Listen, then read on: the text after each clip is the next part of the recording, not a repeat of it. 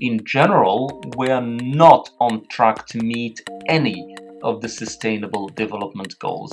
So the current situation is that we have these overlapping crises of climate change, biodiversity loss, hunger and poverty, and others that are interlinked, but we're not dealing with them at the scale and the ambition that is really needed, because climate change is happening all around us and we've been hearing about it for many years. We've been negotiating it for 28 years. So we should be able really to be at a situation now where we're confident that we are actually dealing with this crisis, but we're not. The Sustainable Development Goals were coined over a decade ago, and we understand that we need to change the way in which we live and do business. With Open Vision, we're embracing cathedral thinking, notably thinking about our today's actions having impact on future generations to come. Today, we're talking to someone with first-hand experience in the creation and achievement of these goals. With over 10 years of leadership experience at various organizations of the United Nations and as a contributor to the Paris Agreement, Agenda 2030 and the Sustainable Development Goals, Dr. Zitouni Ould-Dada, former Deputy Director of the FAO, is here to illuminate us on 3 questions. Number 1, where do we stand today? Number 2, how did we actually get here? And number 3, what can we do moving forward? Let's dive in.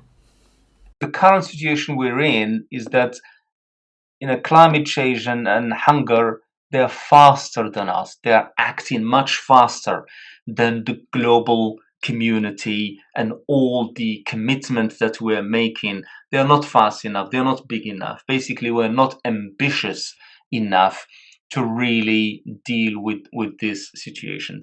So we see climate change all around us. They're affecting everyone, even though not equally, because unfortunately the most vulnerable people and communities who have the least capability to adapt are the most affected.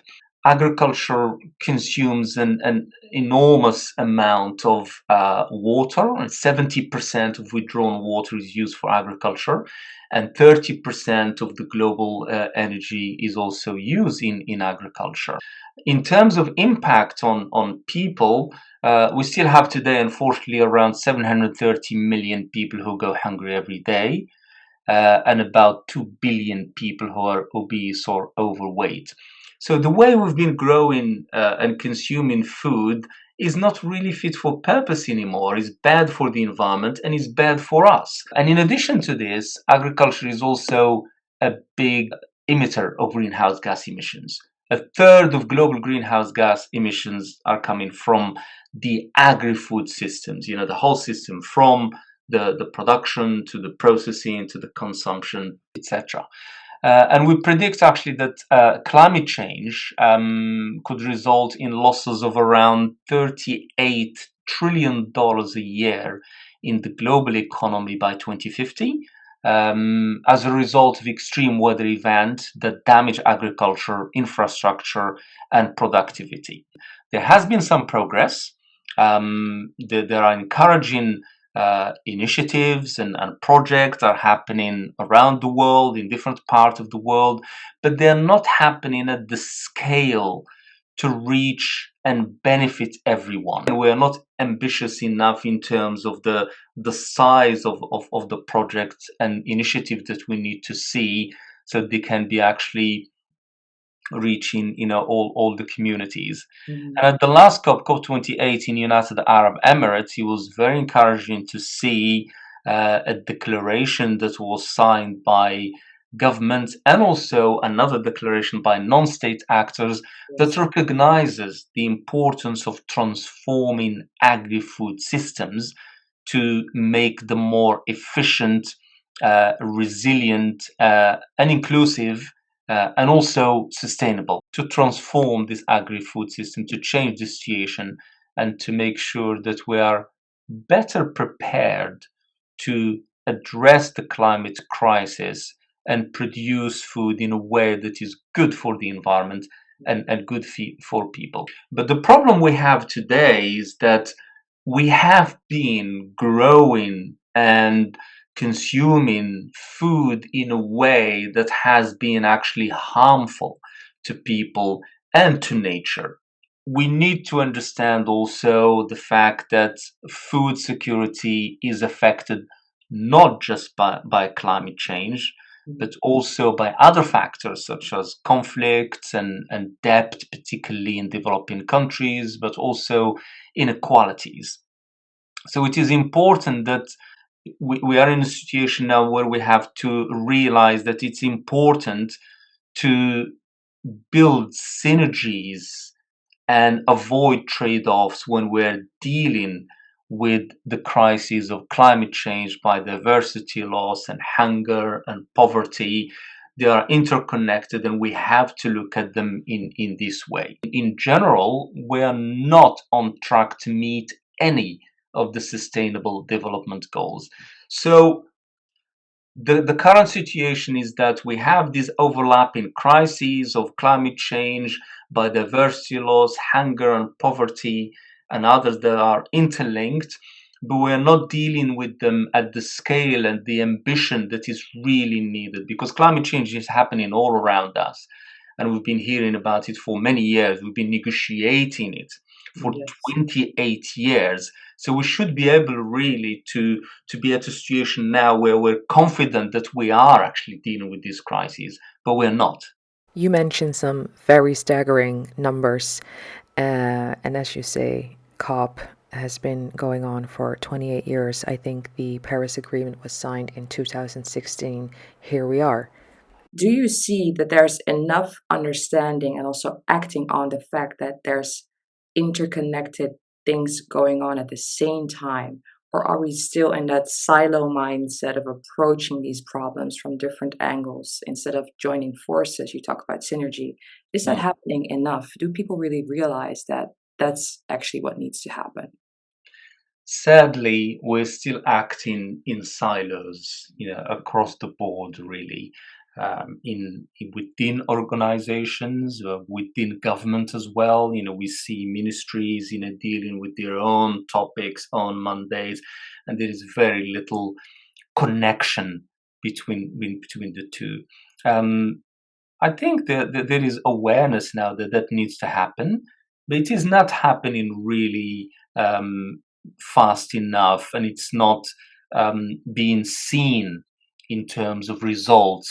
So we talk about it, we want to connect, we want to collaborate, but unfortunately, it's not really happening, far enough. So we really need to make sure that we mean collaboration, we mean connection and interconnections. So we don't just talk about it.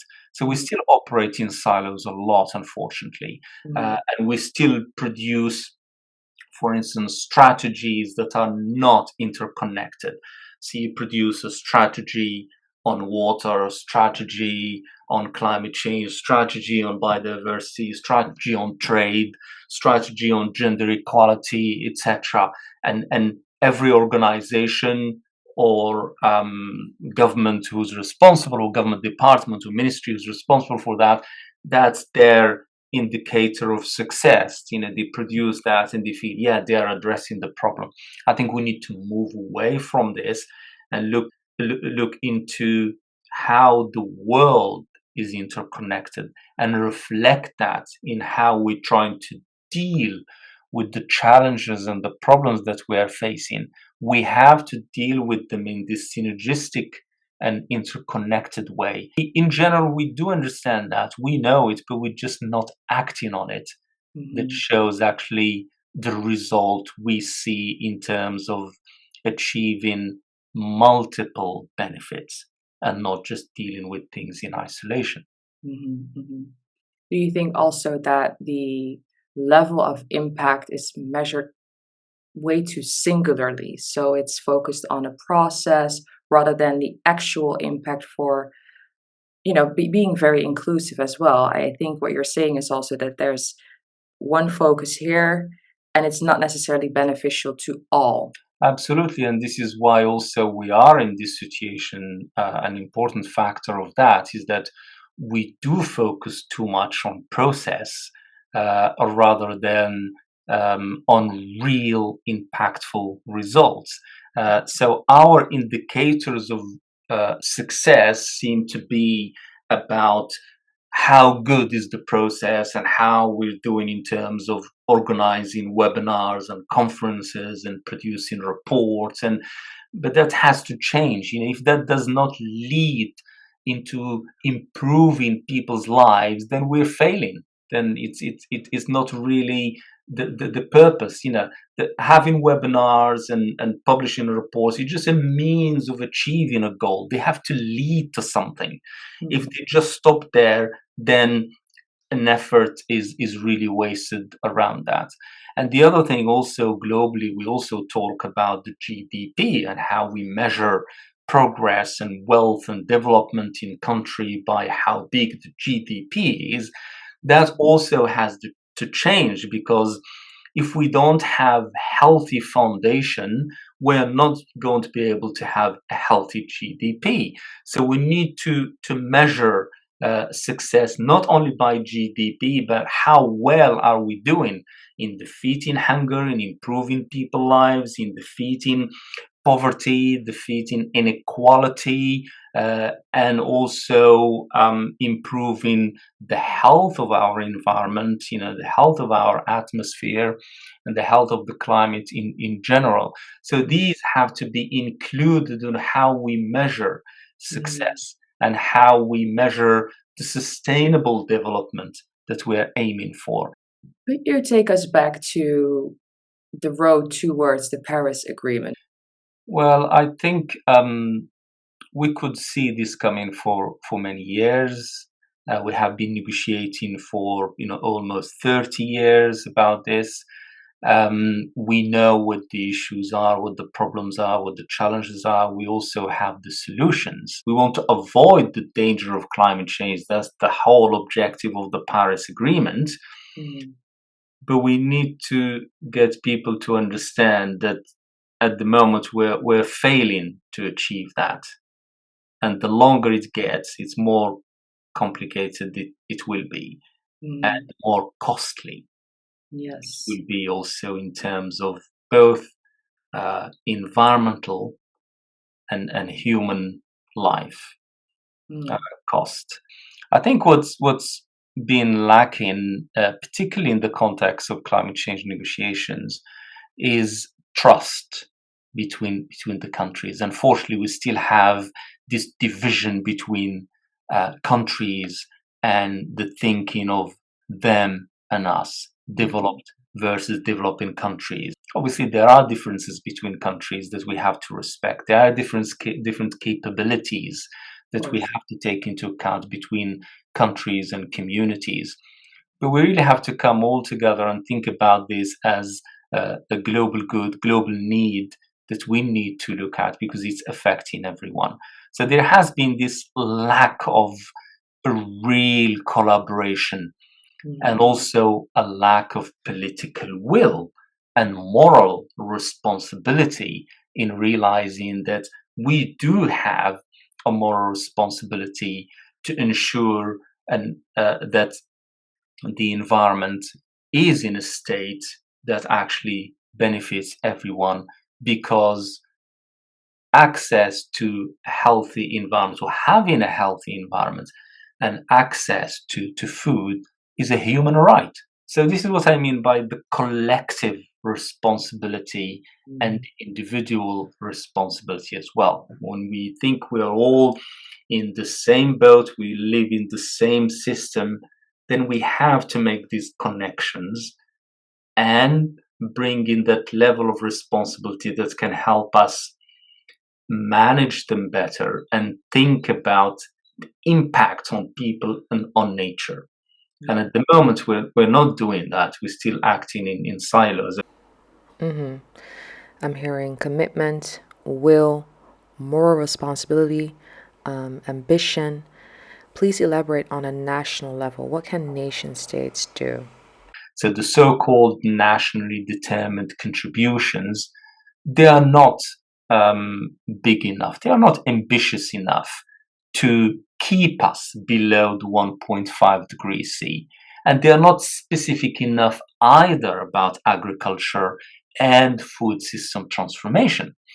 So next year is an opportunity where we need to make these NDCs more ambitious, and in the case of food security, more specific about what each country needs to do to reduce emissions in the agri-food systems, to build adaptation and to build resilience, and what kind of investments they need to achieve that. And I think the NDCs, they also need to be linked up with the national biodiversity strategies and action plans, the so-called NBSAPs. So the NDCs and NBSAPs, again, coming back to what we were saying about synergies and silos, this is an example where we're creating different things for different things and not thinking about how actually they're interconnected.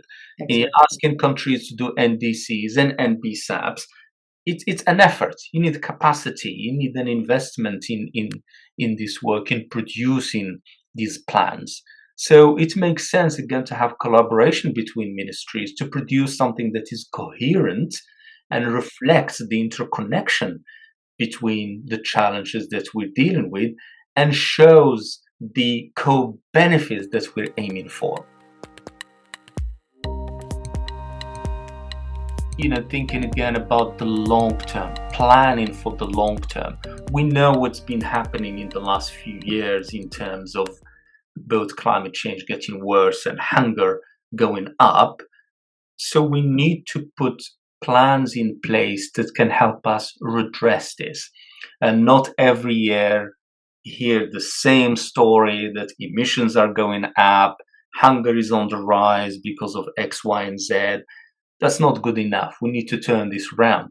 We need to start hearing some good news, some improvement in the situation, because we are running out of time, basically. All the scientists from all around the world, through the Intergovernmental Panel on Climate Change, have been telling us this for many years. Many years, they said the window of opportunity is closing and closing fast. We need to act seriously. And we are not really acting seriously. Otherwise, we would not be in this situation we're in now.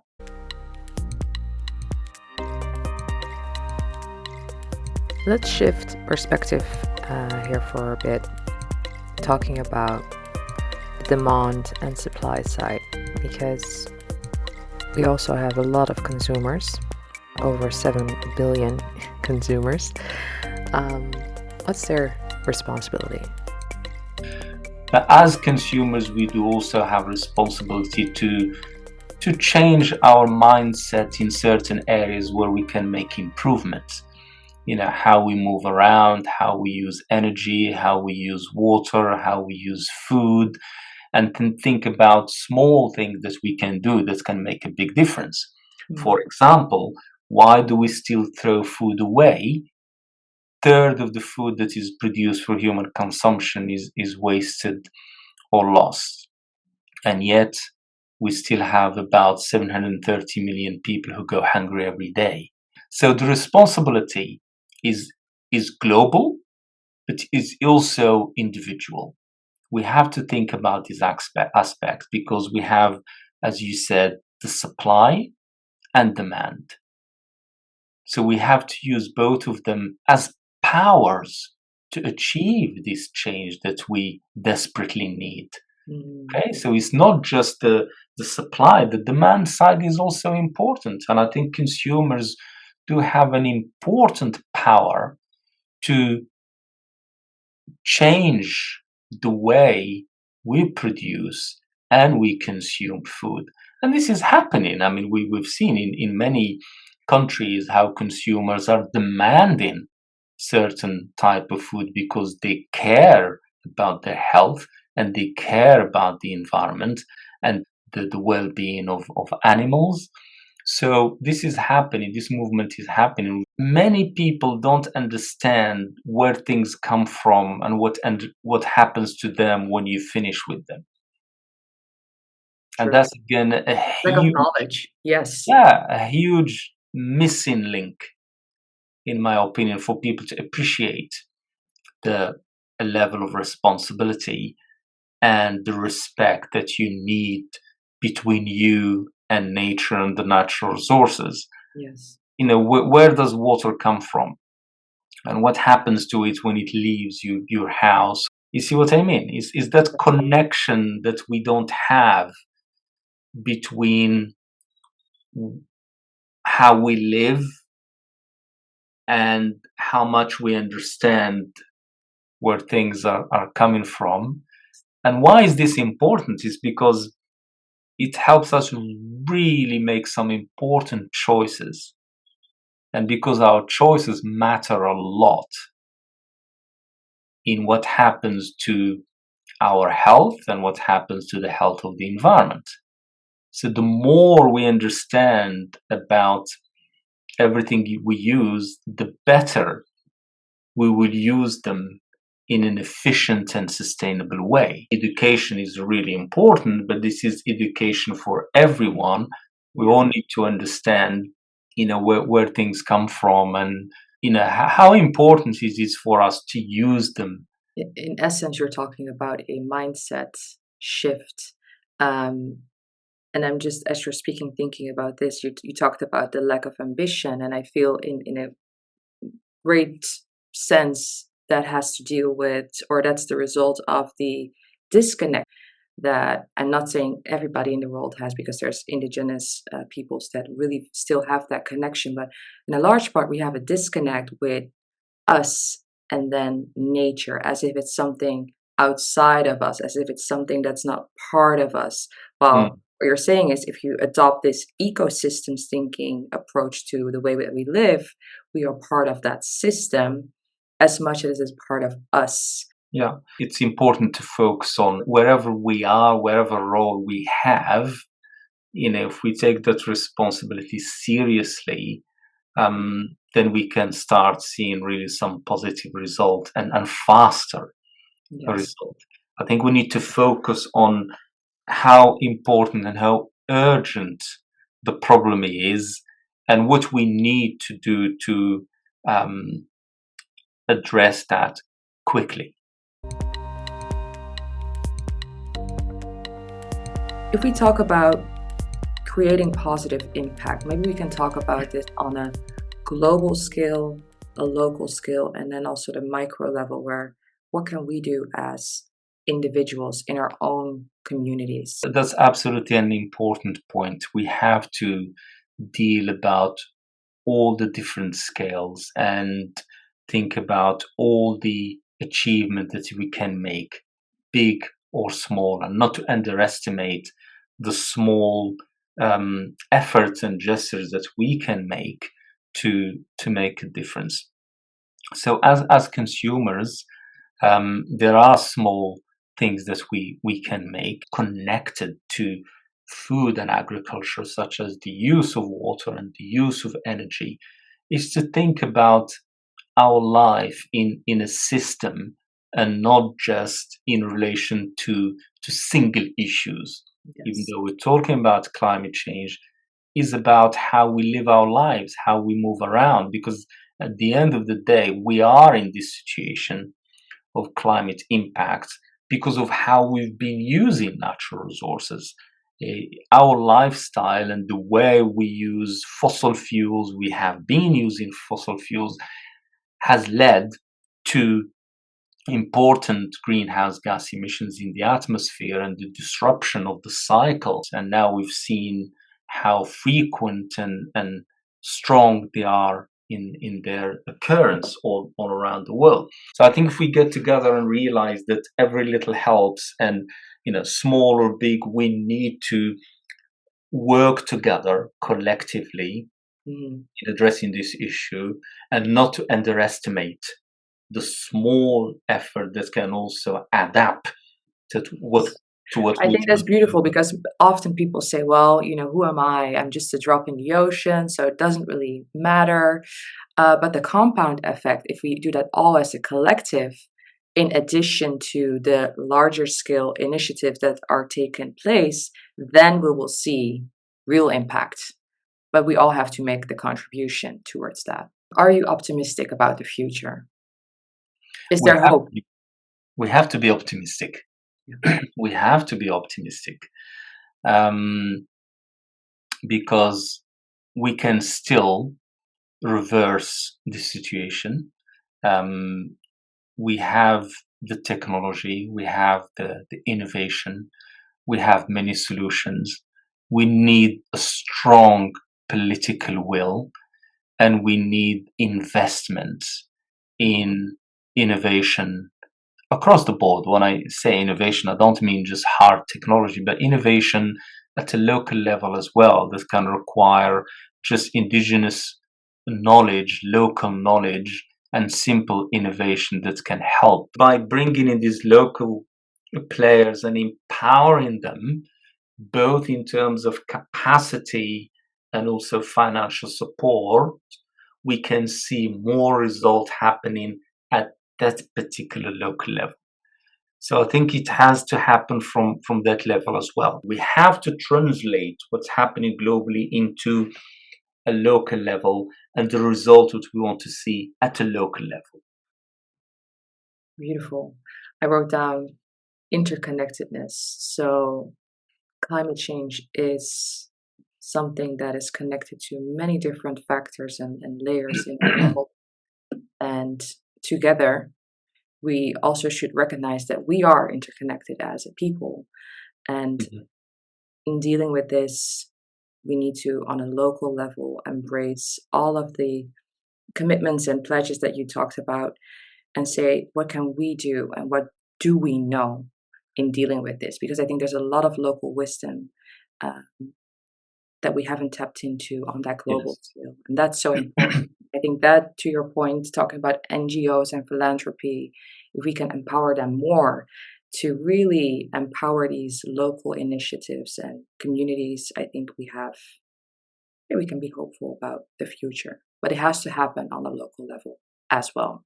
We need to translate the commitments and the pledges that we're making into something that we can see in real life, and we can see that that actually is leading to improvements in people's lives. Also, it is a global problem and it affects all of us, but the rate at which it really hits us is different in different localities.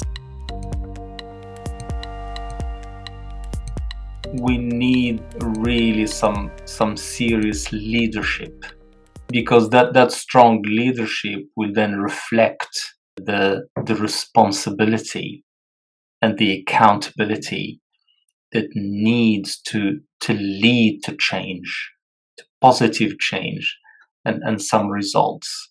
If we don't have that leadership that can think about the system and the collective benefits, then we won't be able to achieve the just transition that we want. And leadership in the proper sense, it's not leading a role, is leading to positive change. So how do we translate commitments to real results in creating this just transition for the world? And it's interesting because the next episode is going to be with Susanna Ferenczi, and she talks about conscious leadership. And her experience is very interesting because she, in the 90s, had to set up a bank in Hungary, which was transitioning from communism into capitalism. And she was still very young, and she was Hungarian speaking and English speaking. So in a way, she was the bridge between the new world and the old world. And she had to create that in a very short amount of time. So it is possible, but it needs a certain type of leadership, and it also needs a certain type of people that are willing to contribute and at the same time hold their leaders accountable towards their actions. Yes. Yeah. We have to put sustainability at the heart of everything we do. Either we're individuals or industry or government or other, we have to put sustainability at the heart of how we live our lives. We have to think about collaboration in a new way that Mhm. really means collaboration. Yes. Not to talk about collaboration, but Doing it. to show it. And I'll give you an analogy.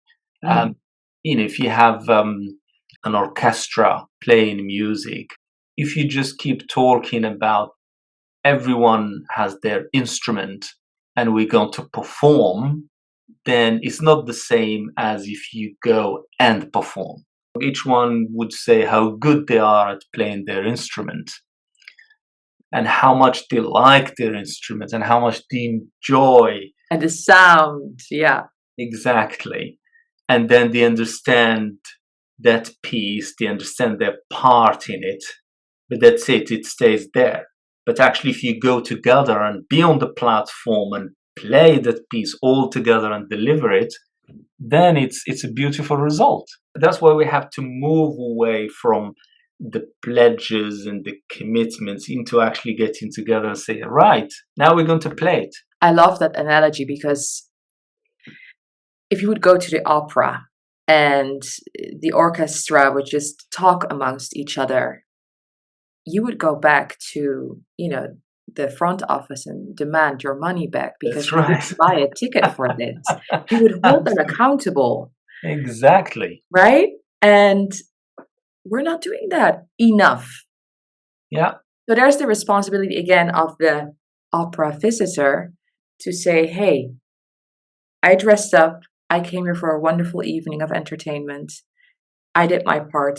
Now you do yours. And Exactly. as consumers or citizens or individuals, we should do the same. Dress up, act, and then also hold the others accountable. I think this is part of the problem of the trust I mentioned earlier in the system between the players and then the public or the citizens who also expect that play to happen and things to go according to the commitments that were made. Mm-hmm. And that's part of the frustration and the failure in achieving what we should be achieving and the speed at which we're supposed to be making that play. So we have to pause and think whether the way we've been doing things is the right way or whether we need to make adjustment to the Yes. system. I think it's logical from time to time to think and make improvement that can save money and save lives. So reevaluating our lifestyles, reevaluating our systems, reevaluating our own ambitions, again on those different levels, and also really thinking about resilience and adaptability. So in our resilience, we also have to think about how do we adapt every time and again when something increases at its rate or at its scale or in impact. Yes, absolutely. So resilience is such a critical thing, and we have to find this balance between convenience and resilience.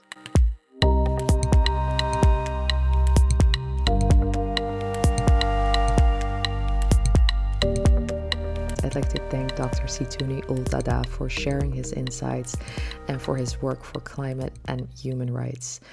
His call for ambitious goals and real tangible results in addressing climate change and global sustainability challenges is both inspiring and urgent. Less talk, more action, and really focusing on real impact on the ground, not just on a report, not just on a workshop, not just on a process. Dr. Ould-Dada emphasized the importance of scaling up efforts and leveraging local initiatives to create real ripple effect of impact, and then highlighting also the need for resilient and adaptive strategies to tackle climate change, hunger, and human rights issues. If we are real about the Sustainable Development Goals, we really need to prioritize action over discussions. But as these issues are, increasing at a rapid rate, we have to be resilient and we need to be adaptive to what is coming our way. And I was really happy to hear that also even the smallest changes in our lifestyle and behavior can contribute to a more sustainable future. So I'm calling on you to take time after this episode to reflect on your own behavior and see where you can make small changes, because yes, they help. Thank you for joining us, and let's carry forward with Dr. Ould-Dada's lessons, and let's all strive to make positive impact in our communities and beyond. If you're interested in these conversations, please follow us on LinkedIn, openvision.space, for updates. If you enjoyed what you heard, please give us a review. Until next time, keep envisioning a brighter tomorrow, and remember that our collective actions today shape the world of tomorrow. This is Open Vision Space.